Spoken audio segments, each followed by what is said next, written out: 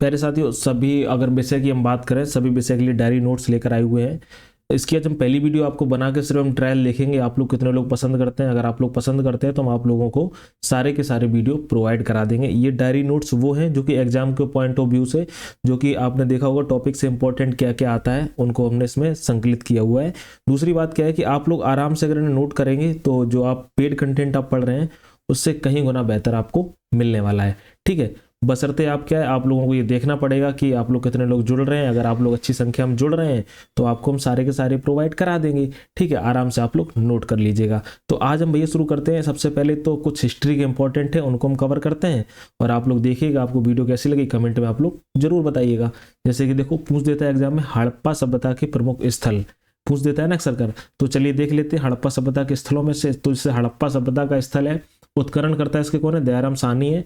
वर्ष 1921 में इन्होंने इसकी खुदाई करी थी, रावी नदी के तट पर है। इसकी अवस्थिति की बात करें, माउंट गोमरी नवीन नाम साहिवाल जिला है, जो कि कहां पर है, पाकिस्तान में। ठीक है, मोहनजोदड़ो की खुदाई राखालदास बनर्जी ने 1922 में करी है। नदी है सिंधु नदी और अवस्थी इसकी लरकाना पाकिस्तान में है। चंदुदड़ो की बात करें, इसकी खुदाई करी है अनरेस्ट मैके ने। ठीक है, और 1925 में की हुई थी, और याद रखना, और सिंधु नदी के तट पर है और सिंध पाकिस्तान में। कालीबंगा की बात करते हैं, इसकी अमलानंद घोष ने, बीवी लाल और बी के थापर ने करी हुई थी 1951 में। घग्गर नदी किनारे है, हनुमानगढ़ राजस्थान में। कोट दीजी की बात करें तो इसकी जो उत्खनन करता है ध्रुवे है, फजल अहमद है। ठीक है, 1953 में उन्होंने करी हुई थी। अगर बात करें कहां पर है, सिंधु नदी पर है और अवस्थित इसकी क्या है, खैरपुर पाकिस्तान में। ठीक है, कालीबंगा में याद रखना के थापर, जो बी के थापर है। ठीक है, इन्होंने 1961 में भी की हुई थी। ठीक है, चलिए रंगपुर की बात करते हैं। इसके उत्खननकर्ता SR राव हैं और इन्होंने वर्ष 53-54 में करी थी। ठीक है, मादर में, मादर नदी के तट पर, काठियावाड़ गुजरात में है। रोपड़ की बात करें तो यज्ञदत्त शर्मा है। ठीक है, और 1953-56 में इन्होंने करी थी खुदाई, और सतलज नदी किनारे रोपड़ पंजाब में। लोथल, जो कि आपको पता है कि एक पत्तन है यानी बंदरगाह है। ठीक है, SR राव ने की हुई थी 1954 से 1963 के बीच में, भोगवा नदी के तट पर स्थित है, अहमदाबाद गुजरात में। यहाँ से एक प्रश्न बना हुआ था NTPC में, NTPC में पूछा था कि आप सीप कहाँ से मिली है, सीप, तो सीप आप बता दोगे कहाँ से, रोपड़ से मिली है। ठीक है, बनावली ने बनवाली है, रविंद्र सिंह बिष्ट ने करी थी 1974 से 77 के बीच खुदाई करी थी। सरस्वती नदी किनारे हिसार हरियाणा में है। धौलावीरा इंपॉर्टेंट पूछ देता है, JP जोशी ने 1967 से 68 में लूनी नदी किनारे है। याद रखना ये कच्छ के रण में समाहित हो जाती है। ठीक है, कच्छ के रण में क्या होती है, समाहित हो जाती है, और कच्छ गुजरात में है। ठीक है, चलिए अब देख लेते हैं कुछ इंपॉर्टेंट व्यापार व्यवस्थाओं के बारे में, इनसे प्रश्न पूछ देता है। इस तरह से अफगानिस्तान, ईरान जो कि मध्य एशिया में, इससे यहाँ पर क्या क्या व्यापार होता था, टीन का। ठीक है, खेतड़ी जो कि राजस्थान में, बलूचिस्तान और ओमान में तामास व्यापार, और अफगानिस्तान, फारस, कर्नाटक में सोने से। अफगानिस्तान और फारस से स्थल यहाँ से किसके व्यापार के साक्ष्य हैं, तो चांदी के व्यापार के साक्ष्य मिले हैं। और दक्षिण भारत है, ईरान है, राजस्थान, अफगानिस्तान, यहाँ से सीसा के साक्ष्य मिले हुए हैं। और सौराष्ट्र से गोमेद के और बदख्शा से अफगानिस्तान में का लाजवर्द मणि के साक्ष्य मिले हुए हैं। ठीक है, ऋग्वेद के मंडल और उनके रचयिता देख लेते हैं। द्वितीय मंडल के रचयिता हैं गृतसमद है, तृतीय मंडल के विश्वामित्र हैं, गायत्री मंत्र के रचनाकार हैं, चौथे मंडल के वामदेव हैं, और पांचवें मंडल के हैं आत्री हैं, छठे मंडल के भारद्वाज हैं, सातवें मंडल के वशिष्ठ हैं, और आठवें मंडल के कंड व उनको अंगीरा बोलते हैं। ठीक है, अगर हम थोड़ा इंपॉर्टेंट देखते हैं, वैदिक कालीन प्रमुख नदियां कौन कौन सी हैं, इनके प्राचीन नाम क्या है और आधुनिक नाम क्या है। तो कुंभा प्राचीन नाम था, आधुनिक नाम काबुल था। कुमरू का कुर्रम था, बिस्तता का झेलम, इंपॉर्टेंट है, पूछ देता है। परुसड़ी का रावी था। ठीक है, शत्रुदी का सतलज था, ये भी पूछता है। और अगर बात द्वस्तवती की बात करें तो कौन सा है, घग्गर है। ठीक है, अगर बात करें स्वास्तु का तो स्वात है। गोमती का गोमल है। अस्किनी का चिनाब है। ठीक है, चिनाब है। विपाशा, विपाशा का क्या है, ब्यास है। और सदा नीरा किसका है, तो बता देना गंडक का प्राचीन नाम था। ठीक है, चलो अगर ऋग वैदिक काल के देवी देवताओं की बात करें तो इंद्र देवता युद्ध के देवता बोले जाते थे। अग्नि देवता जो थे देवताओं और मनुष्यों के बीच मध्यस्थ कराते थे, है ना। सोम देवता वनस्पति के देवता थे। अश्विनी चिकित्सा के देवता थे। और मित्र जो थे वह शपथ एवं प्रतिज्ञा के देवता थे। वरुण पृथ्वी एवं सूर्य के निर्माता बोले जाते थे। अरण्यानी जंगल की देवी, अरण्य माने क्या होता है, जंगल, तो याद रखेंगे जंगल की देवी। पूषण पशुओं के देवता, उत्तर वैदिक काल में शूद्रों के देवता और वनस्पति के देवता भी बोले जाते थे। सरस्वती नदी की देवी बोली जाती थी, बाद में इनको विद्या की देवी कहा गया। ठीक है, पर्जन्य की बात करें वर्षा के देवता, और मरुत आंधी तूफान के देवता। मारुत हैं या मारुत आज हैं तो आंधी और तूफान के देवता हैं। ठीक है। अगर हम वेद की बात करें, ऋग्वेद, इसकी विषय वस्तु क्या है? ईश्वर, महिमा, स्रोत एवं प्रार्थनाएं, बहुत बार पूछा गया है। ठीक है। सामवेद का है संगीत, संगीतमय स्रोत। यजुर्वेद का बलिदान विधि, स्रोत एवं कर्म कांड है। अथर्ववेद का विषय वस्तु क्या है? औषधि है, तंत्र मंत्र है और वशीकरण है। याद रखना, आपको इनसे PYQ भी करवाएंगे। ठीक है। आप लोग अगर जुड़ गए हैं ना तो PYQ हम जरूर करवाएंगे। इस वीडियो से हम देख लेंगे कितने लोग मतलब इंटरेस्टेड हैं, उस हिसाब से हम पूरे डायरी नोट्स आप लोगों को देंगे। ठीक है। वेदांग की बात करते हैं, शिक्षा है ना, तो उसका स्वर ज्ञान या शुद्ध उच्चारण। ठीक है। कल्प का मतलब धार्मिक रीति पद्धति एवं यज्ञ संपादन। निरुक्त का शब्द व्युत्पत्ति शास्त्र। ठीक है। व्याकरण का भाषा को वैज्ञानिक शैली का प्रदान करना, इंपॉर्टेंट है, कई बार एग्जाम में उन्होंने पूछा भी है। छंद का माप सिद्धांत है, छंदों का प्रयोग। ज्योतिष का खगोल विज्ञान। ठीक है। ये कुछ इंपॉर्टेंट बातें, महावीर स्वामी का जीवन परिचय देख लेते हैं। इनका जन्म 540 ईसा पूर्व में।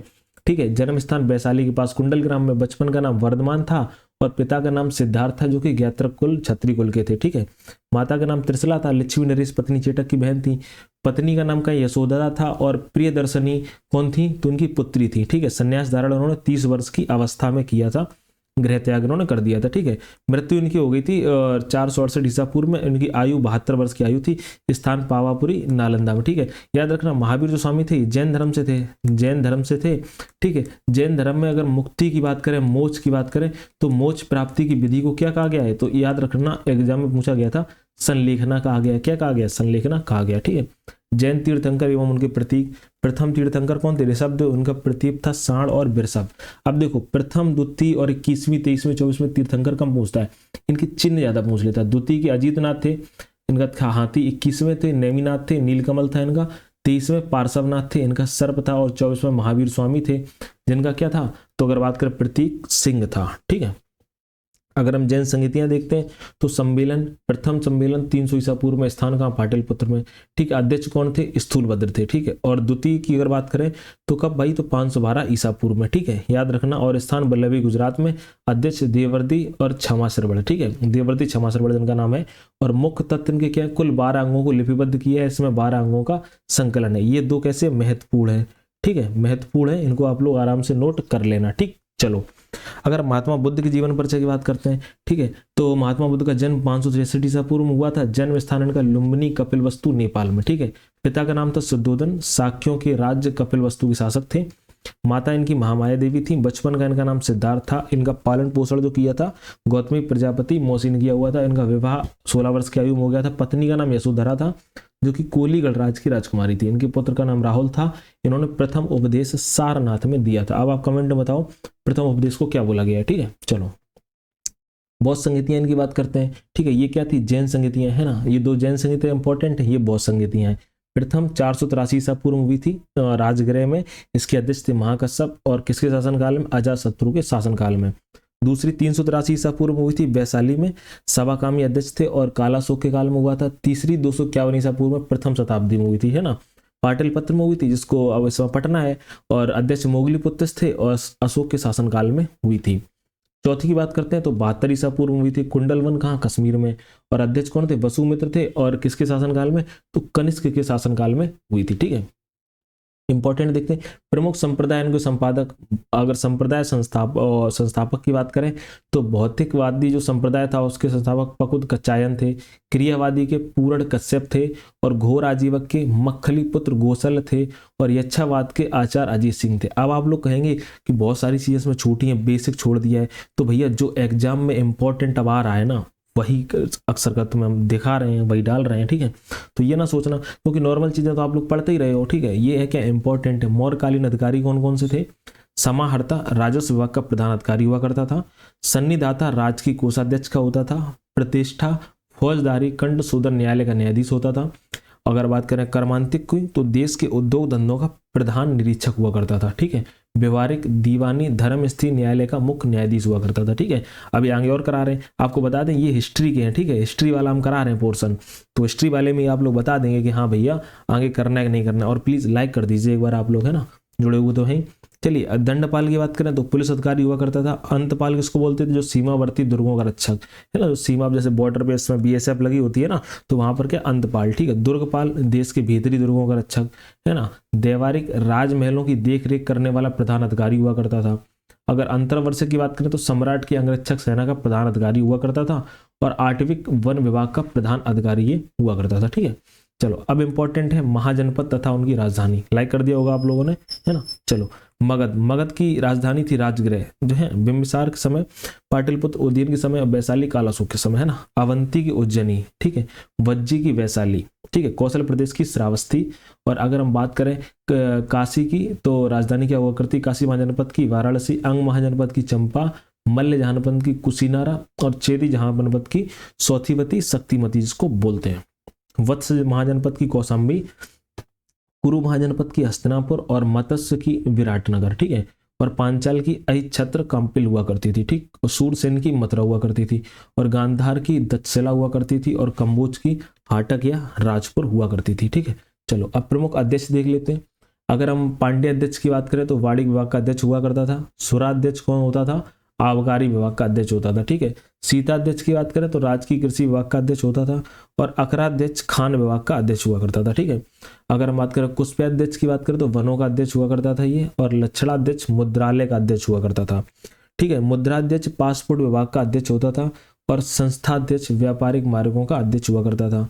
ठीक है, और अगर पौतवाध्यक्ष की बात करें तो माप तौल का ये अध्यक्ष हुआ करता था। ठीक है, चलिए अब हम बात करते हैं मौर्य साम्राज्य के प्रांत। मौर्य साम्राज्य में, है ना, हमने जैन बौद्ध धर्म देख लिया, मौर्य साम्राज्य के बारे में भी देख रहे थे।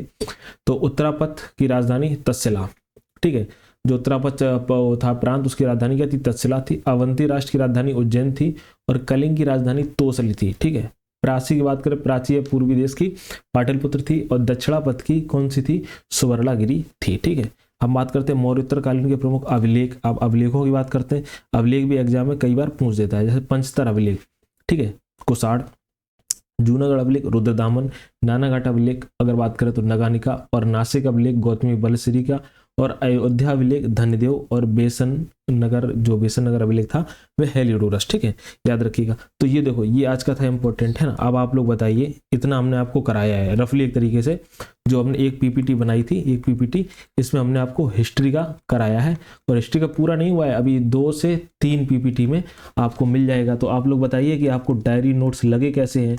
अगर आपको ठीक लग रहे हैं तो फिर हम आपको ये वीडियो बना के बेहतर से बेहतर अपलोड करते जाएं, जिससे कि क्या आप लोग छोटी सी एक डायरी में बना लें कॉपी में, और उनको आप रिवाइज आराम से करते रहें। ठीक है, क्योंकि इसमें PYQ भी शामिल है ना, और आने वाला संभावित प्रश्नों की भी अक्सर कर है। ठीक है, उसके बाद में आपको हम हिस्ट्री हो जाएगी, फिर हम पॉलिटी, है ना, और फिर जियोग्राफी, इनका सबका करा दें, और उसके बाद में फिर आपको हम PYQ की एक श्रृंखला लेके आएंगे जो कि आपके एग्जाम के लिए इंपॉर्टेंट होगी। ठीक है, चलिए, और ये सारी चीज़ें उनकी देखरेख में हो रही हैं, जो सारे लोग सिलेक्टेड हैं, ऐसा नहीं है कि कोई सिलेक्टेड नहीं है, जो सिलेक्टेड उनकी देखरेख में हो रही हैं।